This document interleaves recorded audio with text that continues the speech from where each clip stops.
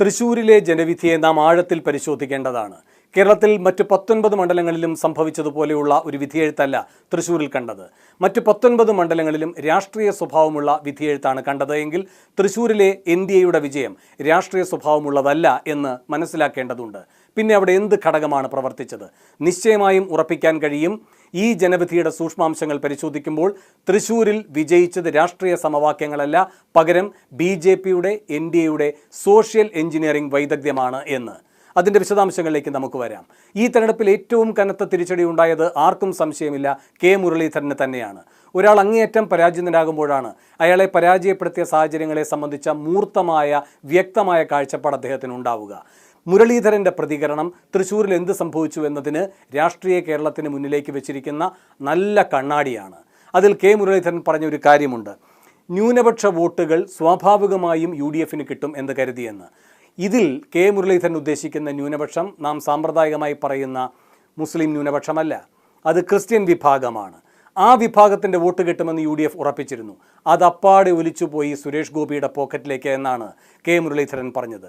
കൂടാതെ മുന്നാക്ക ഹിന്ദു വോട്ടും UDF പ്രതീക്ഷിച്ചിരുന്നു, അതും BJPയിലേക്ക് തന്നെ പോവുകയുണ്ടായി. അപ്പോൾ എന്തെങ്കിലും ഒരു പ്രത്യേകത സംശയിക്കേണ്ടേ? എന്താണ് BJP കേരളത്തിൽ വിജയസമവാക്യമായി മുന്നോട്ട് വെച്ച ഫോർമുല? BJP എന്ന് വെച്ചാൽ അമിത്ഷായും മോദിയും മുന്നോട്ട് വെച്ച ഫോർമുല. BJP എന്നത് അടിസ്ഥാനപരമായി ഒരു ഹിന്ദു പാർട്ടിയാണ്. കേരളത്തിൻ്റെ പ്രത്യേകത എന്നത് ക്രിസ്ത്യൻ മുസ്ലിം ന്യൂനപക്ഷങ്ങൾ ചേർന്നാൽ അവർ ഭൂരിപക്ഷമാകുമെന്നതാണ്. ഈ സവിശേഷത മറ്റൊരു സംസ്ഥാനങ്ങളിലും കാണാത്തതാണ്. അതായത് ന്യൂനപക്ഷങ്ങൾ ഭൂരിപക്ഷമായിരിക്കുന്ന സാഹചര്യം. അവിടെ ഒരു ഹിന്ദു പാർട്ടിക്ക് എങ്ങനെയാണ് മുന്നോട്ട് പോകാൻ കഴിയുക? നിശ്ചയമായും BJP നേതൃത്വത്തിന് ഒരു കാര്യം അറിയാം, മുസ്ലിം വോട്ടുകൾ അവിടേക്ക് വരില്ല എന്ന്. പിന്നെ കേരളത്തിൽ ഒരു വിന്നിംഗ് ഫോർമുലയായി വരേണ്ടത് എന്താണ് BJPയെ സംബന്ധിച്ച്? നമുക്കൊക്കെ അറിയുന്നത് പോലെ ഹിന്ദു ക്രിസ്ത്യൻ ഐക്യമുണ്ടാവുക എന്നതാണ്. അത് സാധ്യമാകാതെ ഇരുന്ന പശ്ചാത്തലമാണ് കേരളത്തിൽ ഇതുവരെ ഉണ്ടായിരുന്നത്. ഈ ഏറ്റവും ഒടുവിൽ മോദിയും അമിത്ഷായും പരീക്ഷിച്ചതും അതാണ്. പക്ഷേ നമുക്ക് എല്ലാവർക്കും അറിയുന്നത് പോലെ മണിപ്പൂർ കലാപം അതിന് തിരശ്ശീലയിടുകയുണ്ടായി.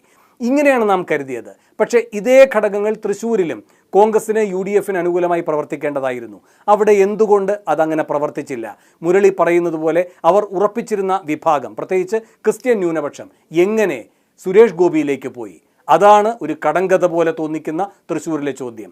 അവിടെയാണ് സുരേഷ് ഗോപിയുടെ ഇടപെടൽ എന്ന് വെച്ചാൽ മോദിയുടെയും അമിത്ഷായുടെയും ബുദ്ധിശാലയിൽ രൂപം കൊണ്ട സമവാക്യങ്ങളും തന്ത്രങ്ങളും എങ്ങനെയാണ് സുരേഷ് ഗോപി പയറ്റി അവിടെ വിജയിച്ചത് എന്നതിൻ്റെ കഥയുടെ ചുരുളഴിയുന്നത്. നമുക്കതിലേക്ക് കടക്കാം. മുരളി ശരിയായി നിരീക്ഷിച്ചതുപോലെ ഹിന്ദുക്കളുടെ വോട്ടും ക്രിസ്ത്യൻ ന്യൂനപക്ഷത്തിൻ്റെ വോട്ടും BJP കൈക്കലാക്കി. പിന്നെയുള്ള വിഭാഗം എന്ന് പറയുന്നത് മുസ്ലിം ന്യൂനപക്ഷമാണ്.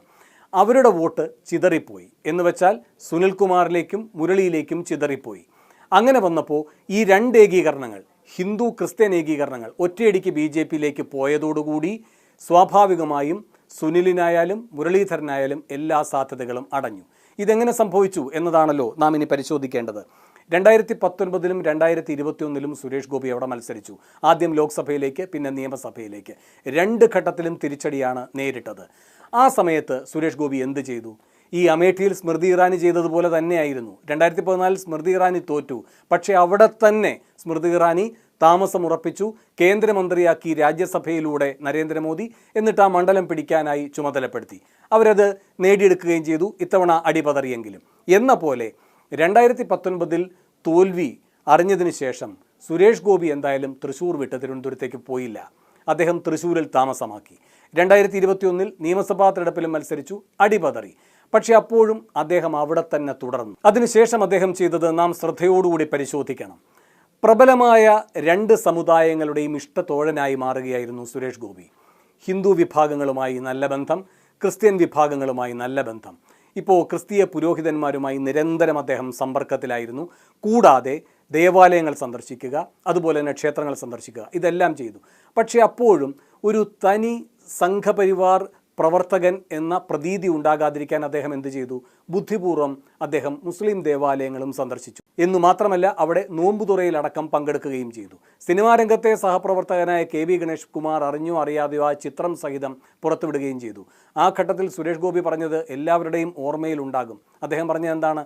ഞാൻ പോയി നോമ്പുതുറയിൽ മാത്രമല്ല പങ്കെടുത്തിട്ടുള്ളത്, ഞാൻ ഈ പറയുന്ന എല്ലാ വ്രതാനുഷ്ഠാനങ്ങളും നടത്തിയിട്ടുള്ള ഒരാളാണ്, എനിക്കതിൻ്റെ ചിട്ടവട്ടങ്ങൾ മുഴുവൻ അറിയാമെന്ന്. അപ്പോൾ അത്രയും വലിയ സാഹോദര്യം, പ്രകടനപരതയല്ല, എനിക്കിതിലെല്ലാം താല്പര്യമുണ്ട്, എല്ലാ വിഭാഗങ്ങളുമായും ചേർന്ന് നിൽക്കുന്ന ഒരു മനസ്സാണ് എൻ്റേത് എന്നൊക്കെ സ്ഥാപിക്കാൻ കഴിഞ്ഞു. KB ഗണേഷ് കുമാറിൻ്റെ ഇതുമായി ബന്ധപ്പെട്ട് സോഷ്യൽ മീഡിയയിൽ പ്രചരിപ്പിച്ച ഒരു ചിത്രം അദ്ദേഹത്തിന് ആ രൂപത്തിൽ ഗുണകരമാവുകയാണ് ചെയ്തത്, ഉപകാരപ്പെടുകയാണ് ചെയ്തത്. ഗണേശൻ അങ്ങനെ ഉദ്ദേശിച്ചിട്ടുണ്ടാകില്ലായിരിക്കാം ഒരു പക്ഷേ. അപ്പോൾ ഈ സമുദായ നേതൃത്വങ്ങളുമായെല്ലാം നല്ല സൗഹൃദം.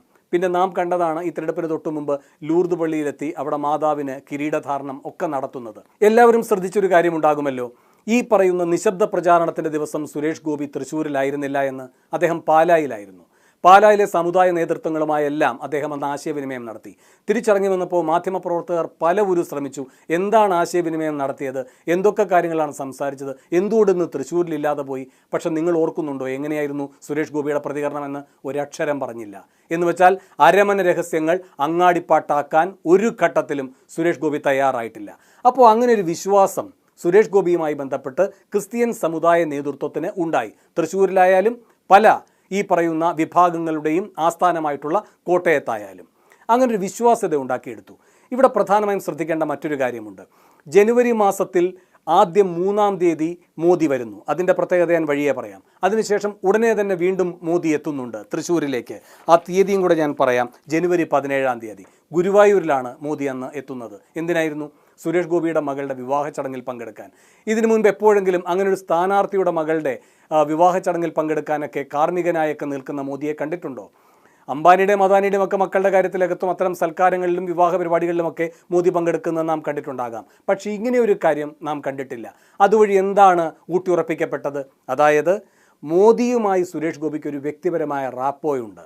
എന്ന് വെച്ചാൽ ഒരു ചെവി അറിയുന്നത് മറു ചെവി അറിയാതെ അങ്ങോട്ടും ഇങ്ങോട്ടും ആശയവിനിമയം നടത്താൻ കഴിയുന്ന ശക്തമായ ഒരു വ്യക്തിബന്ധത്തിൻ്റെ ധാര ഇരുവർക്കും ഇടയിലുണ്ട് എന്നതാണ് അതിലൂടെ പ്രകടിപ്പിച്ചത്. അപ്പോൾ സ്വാഭാവികമായിട്ടും ഈ ക്രിസ്ത്യൻ സമുദായ നേതൃത്വത്തിനും ആ ചുവരെഴുത്ത് വായിക്കാൻ കഴിയും. ഞങ്ങളുടെ ആവശ്യങ്ങൾ ഞങ്ങൾ സുരേഷ് ഗോപിയോട് പറയുന്നു. സുരേഷ് ഗോപി അത് പരസ്യപ്പെടുത്തി ഞങ്ങളെ അപമാനിക്കില്ല. സുരേഷ് ഗോപിക്ക് നല്ല ബന്ധമാണ് മോദിയുമായി. മോദിയോട് സുരേഷ് ഗോപി ആ കാര്യങ്ങളെല്ലാം പറഞ്ഞ് നടപ്പാക്കിയെടുക്കും. ഈ തന്ത്രപരമായ നീക്കങ്ങൾ ക്രിസ്തീയ സമുദായ നേതൃത്വത്തിൻ്റെയും അതുവഴി സഭാവിശ്വാസികളുടെയും എല്ലാം സൗഹാർദ്ദവും പിന്തുണയും നേടിയെടുക്കാൻ സുരേഷ് ഗോപിക്ക് ഗുണകരമായി വന്നു. ഇങ്ങനെ ഒരു പ്രധാനപ്പെട്ട സോഷ്യൽ എഞ്ചിനീയറിംഗിൻ്റെ ഘട്ടത്തിൽ സുരേഷ് ഗോപി വിജയിക്കുന്നു. അതുപോലെ തന്നെ ഹിന്ദു വിഭാഗത്തിലും സ്വാഭാവികമായും BJPക്ക് അവിടെ ഒരു സ്വീകാര്യതയുണ്ട്. സുരേഷ് ഗോപിക്ക് അത് ഈ പറയുന്ന തരത്തിൽ അവിടെ സജീവമായ ബന്ധം നിലനിർത്തിക്കൊണ്ട് കൂടുതൽ നേടിയെടുക്കാൻ കഴിയുന്നു. മാത്രവുമല്ല, നിങ്ങൾ മറക്കാൻ സാധ്യതയില്ലാത്ത ഒരു കാര്യം കൂടി പറയാം. 2022 തൃശ്ശൂർ പൂരം, അന്ന് കൊടുമാറ്റം നടക്കുന്ന സമയത്ത് ഒരു കുടയിൽ വന്ന ചിത്രം എന്താണ് എന്ന് എല്ലാവരും ഓർക്കുന്നുണ്ടാകുമല്ലോ. അത് സവർക്കറുടെ ചിത്രമായിരുന്നു. അപ്പോൾ തൃശ്ശൂരിലെ ഈ പറയുന്ന പൂരം എന്ന് പറയുന്നത് അതുവരെ കേരളം കണ്ട ഒരു സാംസ്കാരികോത്സവം മാത്രമല്ല, അതിനപ്പുറത്തേക്ക് അതൊരു ഹിന്ദുത്വയുടെ പ്രതീകത്തെ കൂടി ഉൾക്കൊള്ളുന്നതാണ് എന്ന രൂപത്തിലേക്ക് മാറ്റാനുള്ള കൗശലം അവിടെ നടക്കുകയുണ്ടായി. അത് സുരേഷ് ഗോപി നേരിട്ട് നടത്തിയെന്നല്ല പറയുന്നത്. അത്തരം പല രൂപങ്ങളിലുള്ള സമുദായങ്ങളുമായി ബന്ധപ്പെട്ട രാഷ്ട്രീയമായ കരുനീക്കങ്ങൾ നടക്കുന്നുണ്ടായിരുന്നു. അതിൻ്റെ എല്ലാം ഗുണഭോക്താവായി 2024 സുരേഷ് ഗോപി മാറുകയും ചെയ്തു. ഇപ്പോൾ ആ താളുകളൊക്കെ നാം മറിച്ചു നോക്കുമ്പോഴാണ് ഈ കാര്യങ്ങളുടെ എല്ലാം അന്തഃപുര രഹസ്യങ്ങൾ വെളിവാകുന്നത് എന്ന് മാത്രം. ഇതാണ് സോഷ്യൽ എഞ്ചിനീയറിംഗുമായി ബന്ധപ്പെട്ട് എന്തൊക്കെയാണ് സുരേഷ് ഗോപിയെ സംബന്ധിച്ച് ഗുണകരമായത് എന്ന് ആദ്യം പറഞ്ഞത്. BJPയുടെ തന്ത്രത്തിൻ്റെ രത്നച്ചുരുക്കം ഇതാണ്: സമൂഹത്തെ സമുദായങ്ങളായി മാറ്റുന്നു. അതാണ് നാം ഇപ്പോൾ പറഞ്ഞ ഹൈന്ദവ വിഭാഗത്തിലും ക്രിസ്ത്യൻ വിഭാഗത്തിലും സുരേഷ് ഗോപി നടത്തിയ തന്ത്രപരമായ നീക്കങ്ങളുടെ കഥ. ഇനി മറ്റൊന്ന്, ജനതയെ ജനവിഭാഗങ്ങളായി മാറ്റുന്നു. ജനതയെ ജനവിഭാഗങ്ങളായി മാറ്റിയത് എങ്ങനെയാണ് പ്രവർത്തിച്ചത് എന്ന് നോക്കാം. കേരളത്തിൽ 3 ലോക്സഭാ മണ്ഡലങ്ങളിലാണ് ഏറ്റവും ശക്തമായി വനിതാ വോട്ടർമാരുടെ സാന്നിധ്യം ഉണ്ടായിരുന്നത്. 1 വടകര, 2 കാസർഗോഡ്, 3 തൃശ്ശൂർ. നമുക്കതിൻ്റെ കണക്കുകൾ എടുക്കാം. വടകരയിൽ 6,07,362, കാസർഗോഡ് 5,90,866, 3-ാം സ്ഥാനത്ത് തൃശ്ശൂർ 5,72,067. ഇനി ഒരു കാര്യം ആലോചിക്കൂ. ജനുവരി 3-ാം തീയതി, ഞാൻ നേരത്തെ ആ തീയതി ഒന്ന് ഓർക്കണമെന്ന് പറഞ്ഞിരുന്നല്ലോ. മോദി തൃശ്ശൂരിലെത്തുന്നത് അപ്പോഴാണ്. അതിനായി മോദി തിരഞ്ഞെടുത്ത വേദി ഏതായിരുന്നു? പൂരപ്പറമ്പ്. അവിടെ വടക്കുന്നാഥനെ പറ്റി മോദി പറയുന്നു, അല്ലേ? അങ്ങനെ സാംസ്കാരിക ഭൂമിയെ എങ്ങനെ രാഷ്ട്രീയ ഭൂമികയാക്കി മാറ്റാൻ കഴിയും എന്ന പരീക്ഷണം മോദി അവിടെ നടത്തുന്നു. സ്വാഭാവികമായും വലിയ വനിതാ സാന്നിധ്യമാണ് ആ പൂരപ്പറമ്പിൽ. അന്ന് BJP ഒരു തീരുമാനം കൂടെ എടുത്തു, അവിടെ ആണുങ്ങളെ കയറ്റരുത് എന്ന്. പൂരപ്പറമ്പിൻ്റെ ഏറ്റവും വലിയ പ്രത്യേകത എന്താണ്? തൃശ്ശൂർ പൂരത്തിൽ നാം കാണുന്നത് ആണുങ്ങളുടെ മഹോത്സവമായി അത് മാറുന്നതാണ്. അങ്ങനെയല്ലാതെ ഒരു വലിയ വനിതാ മഹോത്സവത്തിൻ്റെ വേദിയായി അതിനെ മാറ്റുന്നു. അങ്ങനെ ആ വിഭാഗത്തെ ചേർത്ത് പിടിച്ച് മുഖ്യധാരയിൽ നിങ്ങൾ നിൽക്കൂ എന്ന ആഹ്വാനം പോലെയായിത്തീരുന്നു ജനുവരി 3. അതൊരു നാന്ദിയാവുകയാണ് തൃശ്ശൂരിലെ വനിതാ വോട്ടർമാരുടെ മനസ്സിൽ. ജനുവരി 3-ന് വെറുതെ നരേന്ദ്രമോദി വന്നു പോവുകയല്ല ചെയ്തത്. അവിടുത്തെ വനിതാ വോട്ടർമാർ എന്ന ശക്തിയെ തിരിച്ചറിയുകയും അത് സുരേഷ് ഗോപിക്ക് പിന്നിലുറയ്ക്കും, അതൊരു ഭദ്രമായ അടിത്തറയായിരിക്കും എന്ന് ഉറപ്പിക്കുകയുമാണ് മോദി അതുവഴി ചെയ്തത്. അതിൻ്റെ ഫലം ഈ തെരഞ്ഞെടുപ്പ് ഫലത്തിൽ കൃത്യമായി കാണാനും കഴിയും. പിന്നെ അടുത്തത് ഈ പറയുന്ന ജനതയെ ജനവിഭാഗങ്ങളായി തിരിക്കുക എന്ന് പറയുന്നതിലെ രണ്ടാമത്തെ പ്രധാനപ്പെട്ട ഘടകമെന്ന് പറയുന്നത് കന്നി വോട്ടർമാരായിരുന്നു. നാം മനസ്സിലാക്കേണ്ട അടുത്ത കണക്ക് എന്ന് പറയുന്നത് ഈ കന്നി വോട്ടർമാരുടെ സാന്നിധ്യമായിരുന്നു. തൃശ്ശൂരിൽ ഏതാണ്ട് 65,000-ഓളം കന്നി വോട്ടർമാരായിരുന്നു കഴിഞ്ഞ ലോക്സഭാ തെരഞ്ഞെടുപ്പിൽ ഉണ്ടായിരുന്നത് എങ്കിൽ ഇത്തവണ അത് 2 ഇരട്ടിയിലധികമായി മാറുകയാണ് ചെയ്തിരിക്കുന്നത്. 2019-ൽ കൃത്യമായി പറഞ്ഞാൽ 61,822 പേർ. ഇത്തവണ 1,46,656 യുവ വോട്ടർമാർ. അപ്പോൾ വ്യാപകമായി വോട്ട് ചേർത്തു, കന്നി വോട്ടർമാരെ കണ്ടെത്തി ചേർത്തു. അതിനകത്ത് ഇവർ ഉത്സാഹത്തോടെ പങ്കെടുത്തു. അപ്പോൾ അവരുടെ പുതിയ വോട്ടർമാരെ കണ്ടെത്തുക, നിർബന്ധമായും വോട്ടേഴ്സ് ലിസ്റ്റിൽ അവരുടെ പേര് ഉൾപ്പെടുത്തിക്കുക, അവരെ കൊണ്ട് വോട്ട് ചെയ്യിക്കുക. അതൊരു സൈസബിൾ ഗ്രൂപ്പായിരുന്നു. അപ്പോൾ ഈ ജനവിഭാഗങ്ങളുടെ പിന്തുണയും കൂടി രാഷ്ട്രീയത്തിനപ്പുറത്തേക്ക് കണ്ടെത്തിക്കൊണ്ട് തേടിക്കൊണ്ട് അത് ഉറപ്പിക്കാൻ കഴിഞ്ഞു എന്നതും വലിയൊരു നേട്ടമായി മാറിയിരിക്കുകയാണ്. അതുകൊണ്ടാണ് പറയുന്നത് ആത്യന്തികമായി തൃശ്ശൂരിലെ വിജയം രാഷ്ട്രീയ വിജയമായിരുന്നില്ല, സോഷ്യൽ എഞ്ചിനീയറിംഗിൻ്റെ വിജയമായിരുന്നു. ഇത് ഏറ്റവും വിജയകരമായി മോദിയും അമിത്ഷായും നടത്തിയ സ്ഥലത്തിൻ്റെ പേരാണ് ഗുജറാത്ത്. ഗുജറാത്തിൻ്റെ ഒരു മിനിയേച്ചർ പരീക്ഷണശാലയായി തൃശ്ശൂർ മാറിയിരിക്കുകയാണ്. അതിലവർ വിജയിച്ചിരിക്കുകയാണ്. ആ യാഥാർത്ഥ്യം രാഷ്ട്രീയ കേരളവും രാഷ്ട്രീയ പാർട്ടികളും രാഷ്ട്രീയ കേന്ദ്രങ്ങളും എന്നു മനസ്സിലാക്കും.